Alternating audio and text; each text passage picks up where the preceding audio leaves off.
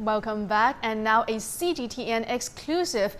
Our 12-day live program New China comes ahead of the 70th anniversary of the People's Republic of China on October the 1st. And today is the first day. Our reporters in 3 mobile studios are traveling through China's oldest industrial base in northeast, the manufacturing powerhouse in the southeast, and the emerging southwest region. And the special series will explore the country's natural beauty as well as the tremendous transformation the country has undergone over the past 70 years. And we're focused on border trade today. Let me first toss to my colleagues Jeff Moody and Cui Hui-ao in Manzhouli. Take it away, guys. Lili, thank you very much indeed. Well, 12 days, 3 buses, celebrating the 70th anniversary of modern China, and hundreds of stories to tell you. We've only been going one day, but we've come to the far, far north of China, here in Inner Mongolia. We're in Manzhouli. Now, the city here is bordered by Mongolia in the west and Russia to the north. In fact, Russia is so close to us, it's literally there, the other side of that building. So this is a place, as you can imagine, with charm that kind of mixes the 3 worlds. There's a bit of China here, there's a bit of Russia here, and there's a bit of Mongolia too. And that's why this place is known as the window of East Asia. Now, from today, my colleague and my new best friend, Cui Hui-ao. We've had a great time already, haven't we? We have developed a great friendship. Getting on like a house on fire.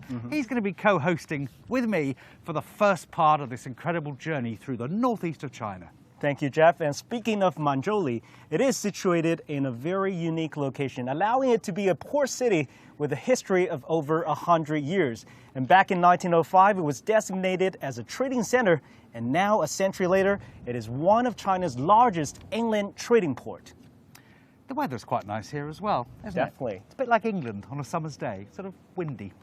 Now, let's have a look at the numbers then. More than 65% of cargo in Sino-Russia trade is transported right through this port. So last year, the import-export value exceeded 36 billion RMB, a year-on-year increase of around 5%. And the numbers you just told me could tell you all about the economic exchange between China and Russia. Where we are is the land port of Manzhouli, the Koan. Here, trucks, passenger vehicles pass through here in and out of the border every day. So we've got a very busy port here. We've also got the Belt and Road Lane, which is on our left-hand side. Since the Belt and Road Initiative was rolled out in 2013, border cities like Manzhouli take part in this massive infrastructure network. And the existing facility at this land port gives a big boost to trade between China and countries along the route. Well, 10 minutes away from here is the iconic landmark Nation Gate. It's called in Chinese Guomen. You've got the tones right, definitely. Guomen, yes. okay, Guomen, which literally means the door of the country. Let's show you some drone footage so that you can really see how impressive this arch is. It's the border crossing. Completed in 2008, it also become a transport hub for China-Europe freight trains that go through there on a pretty regular basis, every 10 minutes or so. And in addition to all that, the city is also known as a major tourist attraction. Especially if you're into shopping, the city has just so much to offer, especially in the Sino-Russia trading zone, which we've been this morning. A wide range of Russian products is sold tax-free to local residents and tourists. And when you walk into those shops, you would just never know what you will find there. Well, there was no vodka. I'll tell you that for nothing. There was no vodka. Anyway, today's theme is border trade. So we'll be speaking to our reporters, guests and experts, as well as our colleagues in the southeast and the southwest routes on border trade there. So situated along China's border with Russia and Mongolia, Manzhouli is now China's biggest Eurasian land passageway. CGTN's Feng Yilei shows us how the city has developed over the generations. Manzhouli, a city born from railways. From the early 20th century, settlements began to form around the first stop of the Russian-built Chinese Eastern Railway after crossing into China. Changing landmarks tell the story of the port city's past and present. As 66-year-old Wang Tietqiao, head of a local cultural historical society, says. 那这个木克楞的官舍现在仍然在呢，这就是满洲里最早的海关，始建于1908年。The northern port of entry became a gathering place for migrants and exotica. But it wasn't until the late 1940s that Manzhouli was free of invasion and served as an open door for the also newly liberated country. In 1949, the year the PRC was founded, a locomotive took then-Chairman Mao Zedong through the border gate to the Soviet Union. It was not just the country leader's first state visit. Since then, along the railway, Manzhouli has driven into a new stage of opening. The all-day humble train station has gradually developed into the largest land port in China and a hub of people-to-people exchanges, especially since the 1980s when it was made one of the first border cities to open up to the world. As Manzhouli moved into the fast track of economic reform, port preferential policies continued to magnetize a massive influx of people, money and information, making breakthroughs in border trade and tourism. Now the city is the only one of its kind in the country that has a trinity of rail, aerial and road ports operating day and night. It also has a strategic place in China's Belt and Road Initiative that seeks to boost connectivity. Last year, some 1,800 freight trains between China and Europe ran in and out through the Manzhouli Gateway via 53 routes, nearly one-third of the national total. Fast-growing China-Europe freight train trips suggest increasing demand for consolidation and distribution services in multimodal transport. We will integrate respective strengths of three ports and build a CFS center to further open up and boost port economy. Advanced transportation links, along with a series of policies and platforms, have taken border trade in the region to new heights. Manzhouli showed us nearly two-thirds of road imports and exports with Russia and is home to over 1,000 trading companies. Our next step is to explore new border area development patterns to shift from large quantity trade to high value added trade, to foster local industries that suit the port, and to strengthen not just bilateral friendship but practical cooperation. For Wang Tieqiao, throughout a century of tremendous change, Manzhouli's downtown landscape is still widely thought of as Russian. We can still see most of the billboards in Russian, people haggling in Russian, and Russian cars everywhere. But nowadays, Russians are here to do business and travel in an equal way with us. With China-Russia ties their healthiest in history, many believe the port city will hitch a ride on the golden chance and move on as the bridgehead of northward opening up. Feng Yilei, CGTN, Manzhouli. And now we have the Deputy Chief of Manzhouli Border Control Unit to join us, Mr. Wang Tieling. So thank you so much for joining us. Tell us what the daily inspection of your unit entails. 能不能给我们介绍一下你们每天的这个边检工作包含哪些职能任务，应对的是哪些口岸的问题？好的，主持人。边检机关主要是依法对出入境人员、交通运输工具及其携带载运的行人物品和货物实施边防检查。So we make sure that this is a very high efficiency inspections and also take actions to go against the smuggling and trafficking. Been any changes in the inspection methods to further facilitate this trade between China and Russia？ 能不能给我们介绍一下边检有哪些手段上的变化，来更好的这个帮助中俄之间的贸易？ So as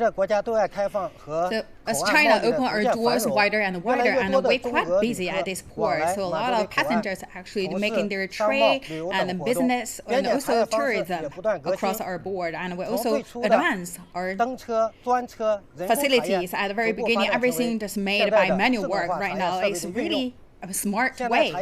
So we have the digital way. So at the very beginning, we use 50 minutes. Right now, we only use 15 minutes to finish all the inspections. For passenger cars, before we use the 15 minutes, right now only 2 minutes. So it's very high efficiency. So all those times have been shortened. Yeah, absolutely. Wang Tili, thank you very much.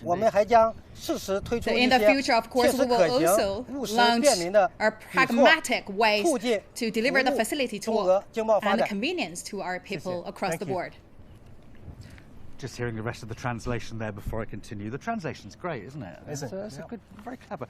Well, anyway, thank you very much indeed for that. Well, for more on Manzhouli being a trading centre, let's cross now live to our reporter Feng Yilei. She's at the famous Sino-Russia border trade zone right now. Feng Yilei, tell us how the city has been helping the trade at the border. Is it a good thing for the city or a bad thing?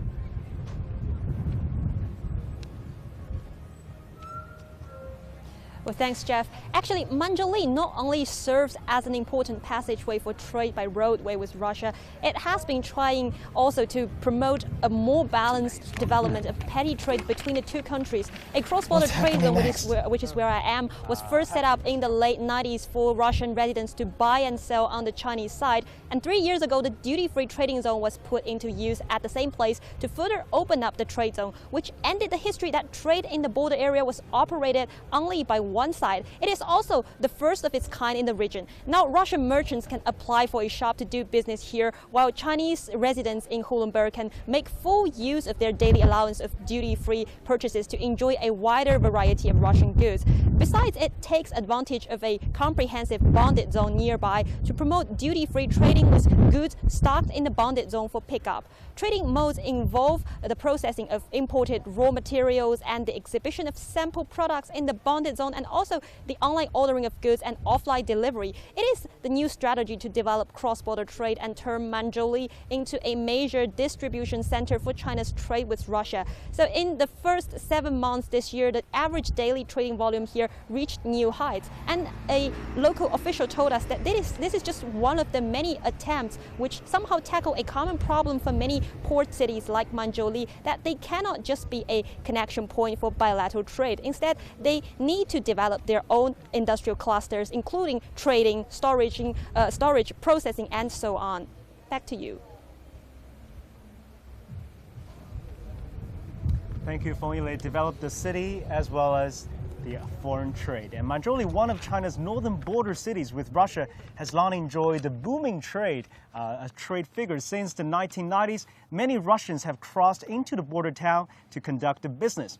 A border trade zone there gives residents from both sides a trading platform. And CGTN Feng Yilei talks to a Russian shop owner there to see what her life is like now. Victoria Nikolaeva finds herself in the middle of the July to September rush season.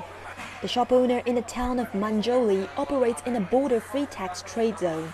Each day, customers buying imported Russian goods can bring her a turnover of over 20,000 yuan, about $2,800 US. An increasing number of people come here. Chinese consumers love the quality and competitive prices of these Russian-made watches and leather handbags. 7 years ago, amid the steep drop of the Russian ruble, Victoria moved to China with her Chinese husband to find trade opportunities. But cross-border bartering between people from both countries was not easy at first. The oldest form of border trade can still be seen today. Early every morning, Russian visitors, usually dubbed backpackers, take a certain amount of duty-free Russian goods like sweets and bread through Chinese customs, and after a day of sales, they will come back with a quota of Chinese stuff. Victoria was lucky enough to grasp new trends as the city upgraded the trade zone for a more balanced, trusted petty trade growth. But what she got was not just a boutique in a new tax-free transaction hall, but also assistance with her business.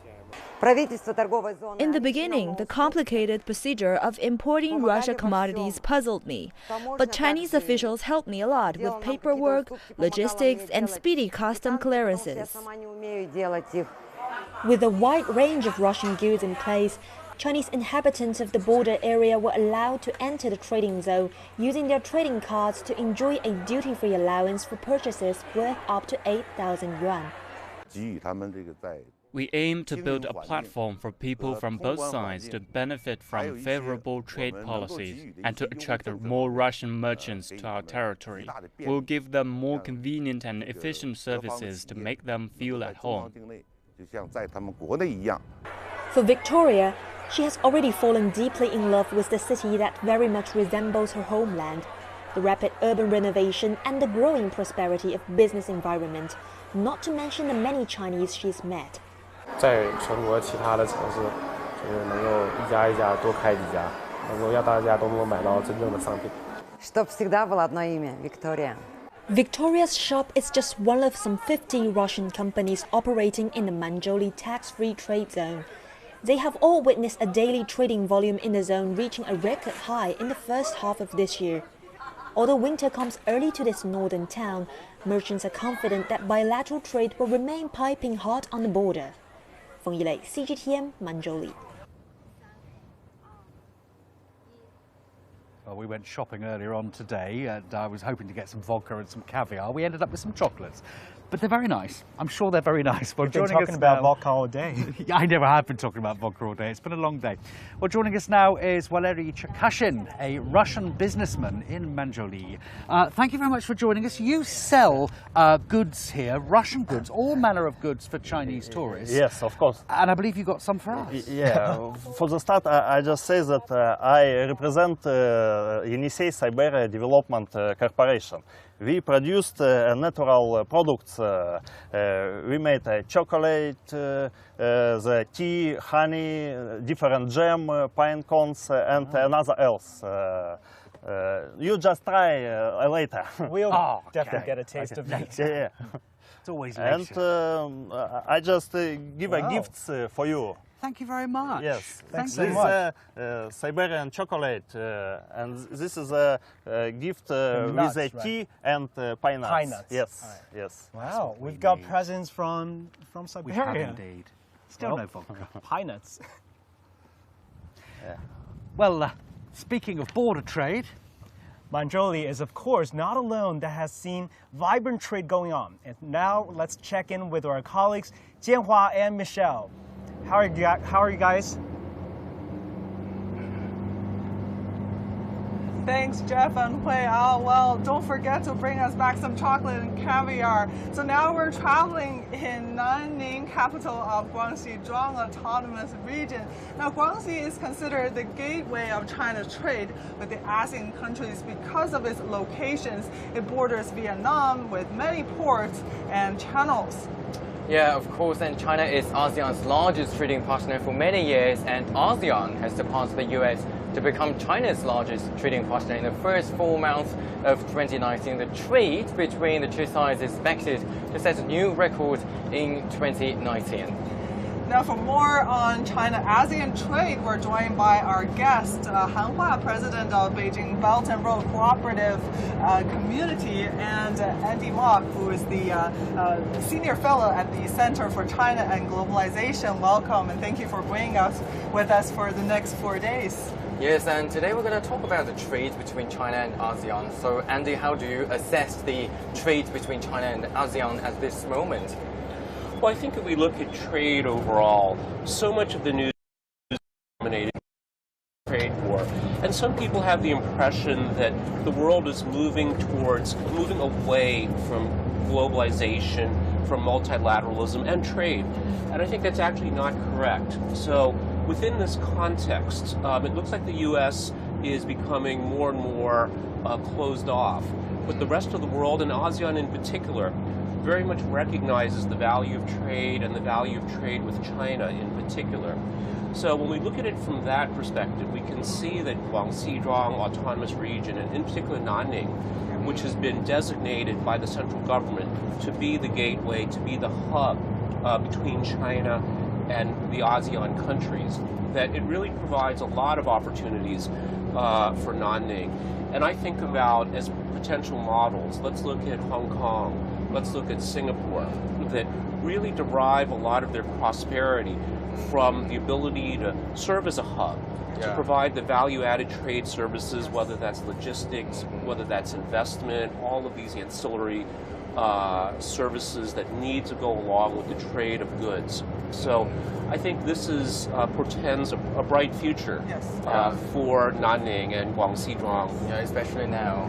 And Hua, how significant is China-ASEAN trade now with, in a time with the rising protectionism protectionism. Yes, I think to further elaborate, because of this trade tension, one of the consensus China and ASEAN countries have is to have more trade and economic cooperations under this trade war cloud, and they are doing so, and this consensus is reaffirmed during the most recent visit by the Filipino president's visit to China, and also several months ago the Malaysian new Prime Minister's visit, and also by the Chinese investors continue investing and have closer economic ties with ASEAN countries. For example, in Malaysia, the Chinese investors and entrepreneurs from Zhejiang province, not only from Guangxi but from Zhejiang province, they are setting up new industrial parks.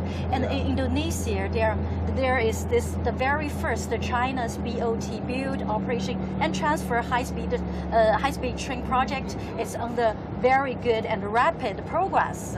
And back to Nanning, I think Nanning and Guangxi can be used as a metaphor, serves as the representative or ambassador of this China and ASEAN cooperation, not only because of Nanning and Guangxi's strategic location, its positioning, but also the mentality Guangxi people have in the history and the current times to move as the pioneers to enhance the cooperation. At this right moment, there is this China and ASEAN Artificial Intelligence Expo happening in Nanning. So it's kind of, deepening and further strengthening the cooperation, bring the traditional cooperation into a new level. That's good. We are looking at lots of cooperation between China and ASEAN. It's lovely that you gave us lots of examples of some concrete projects they are working on right now. So Jeff and Huiyao, that's all for us, and back to you.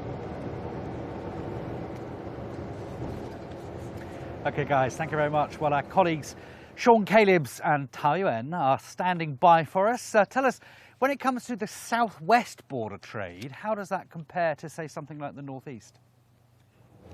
Of course they have time to dial. Just tell them to dial. Can you try at least? Okay. We're on for 4 minutes.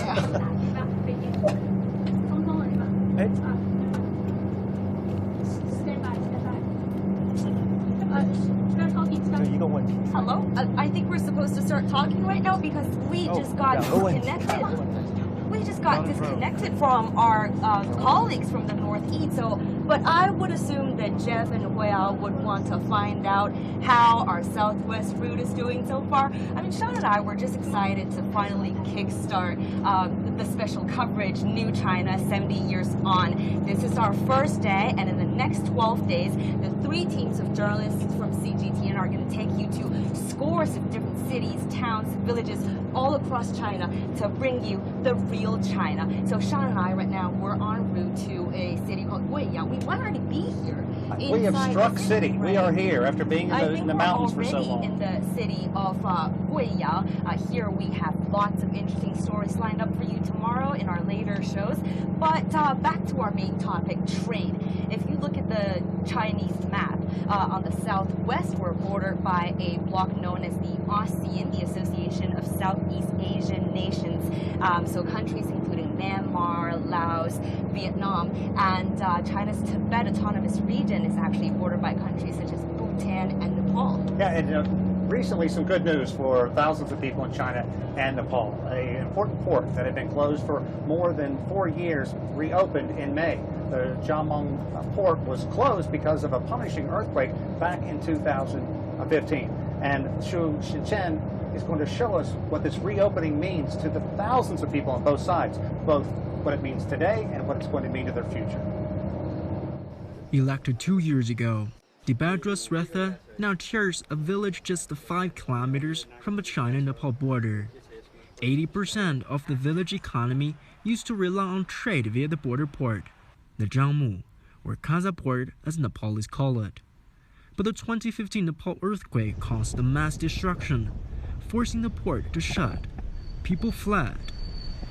After the earthquake, this area was all shuttered down. The door was closed. Yes. And only 1 or 2 doors was open. All this went to Kathmandu to live, or Sindhu Palchok, where else their family are. The good news, People started to come back after hearing that the port was going to reopen. They are sure that they can live here after the border reopens. They can make their business here, they can study here, they can do everything here. Across the border, the 2015 earthquake also shattered the lives in the Chinese town of Zhangmu. Residents were evacuated. Yet, China's immigration police stayed behind, providing aid to Nepalese neighbors and safeguarding peace around the border. And it was not easy. The earthquake caused mudslides, flood, and rocks rolled off from nearby mountains. Badly needed supplies simply could not reach them. For over 4 years, they stayed at the port in isolation, preparing for the reopening. Zhangmu Port was the largest trade hub for China and Nepal, accounting for 90% of bilateral trade. The reopening spread cheerful notes. The port is a bond of friendship between the two countries and an economic bridge for the two. The port reopening can boost the cultural exchange as well as trade. While it could take some time for the local economy to see sizable benefits from the port reopening, Chinese immigration police officers along the border can rest assured without worrying about broken roads and collapsed bridges. Xu Xingchen, CG Jing'an, Zhangmu Port on the China-Nepal border. 5 seconds. Our reporter Xu Xingchen now joining us to talk more about China's southwest border trade. We have Mr. Victor Gao Zhikai. He's the Vice President of Center for China and Globalization, and he's also the chairman of China's Energy Security Institute. And we also have Mr. Chen Jiahe, Chief Strategist with Cinda Securities. Thank you for joining us, gentlemen. Thank you for having us. Thank you for having us. So, Mr. Gao, my first question is actually for you. So we talked about ASEAN, the Association for Southeast Asian Nations. They're neighbors with China. What's the relationship been like, and what's the trade volume like right now at this point? How important is that relationship? Well, first of all, ASEAN is becoming increasingly important ever since the United States started the trade war against China. China's trade volume with ASEAN has already surpassed China's trade volume with the United States, and it's even growing. And I think in terms of China-ASEAN trade, on the Chinese side, they import a lot of timber, raw material, agricultural products, etc. From the Chinese side, China exports a lot of machinery, electronics, and finished products of all kinds. China also imports a lot of minerals from ASEAN countries. Further, I think China's Myanmar province and Guangxi province border with Myanmar and Laos and Vietnam altogether, and the cross-border trade is very robust, and also people-to-people exchange across the border regions is also very robust. And I think it's expected that the Chinese investment in the 10 ASEAN countries, especially on those countries, in those countries bordering with the Chinese provinces, will further increase. And tourism, either way, has always been very robust and important for China as well as the 10 ASEAN countries. Right. And Jiahe, as we make our way through this provincial capital, the streets, it's a busy, bustling town of several million. But this province is really characterized by poverty in a large way. What can be done to improve the trading between the partners here in the Southwest in terms of perhaps export tax rebates, port infrastructure, traffic construction, custom clearance facilities, all these things? Are they going to be good news? And what about the ASEAN nations? Can they handle a dramatic increase in trade? I think when you look at Guizhou province, it's actually pretty poor at the moment compared to the rest of the nation, but it already has got a good foundation of development after 40 years of economic reform. It's actually pretty well developed compared with like 40 years ago. So it's actually and its growth rate is fantastic. It's about 9%, so it's on its right track. So when you talk about the trade, I think one of the most important important things is that we have to build ASEAN countries to be rich enough. I mean, trade is like marriage. It's not one person's thing. It's trading between two countries. You'd better have like Switzerland next to your door, and you will do great trade with them. So if ASEAN countries stay at poor status as they are now, like Vietnam, their per capita GDP is about 1/4 of China, you won't have really good trade, no matter what policies you make here. So we have to make ASEAN countries rich as well. Excellent, gentlemen. Always appreciate your insight. Thank you. Into this. And as we make our way in, we're going to pull over shortly. And Jeff and Wei Ao, at the start of this broadcast, we heard you talk about your budding bromance up there in the border with Russia. We got to tell you, I got a new BFF here after just one day of spending time on the road. Do you know what Jeff posted on social media? He said Wei Ao is a legend. Do you have anything to say to that? Oh, I think you're beyond a legend. What's ever elevated from a legend than my good buddy is now elevated herself beyond that level. And you're going to hear a lot more in the next 12 days as New China continues to make its way across Southwest China. Well, you guys take it away and stay warm up there. Sean, at least I can pronounce Wei Ao. Yes. It's taken me a long time, but at least I can pronounce his name. And he paused for a second. And to talk more about this, we're now joined in the discussion by our guest, Professor Li Liu, Senior Fellow of China Association of International Trade.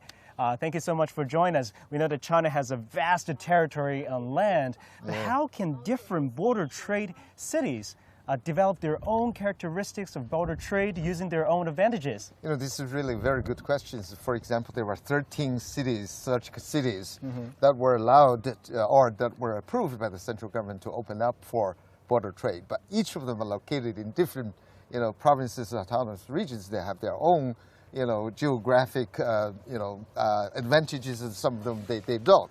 But they are distinctly different.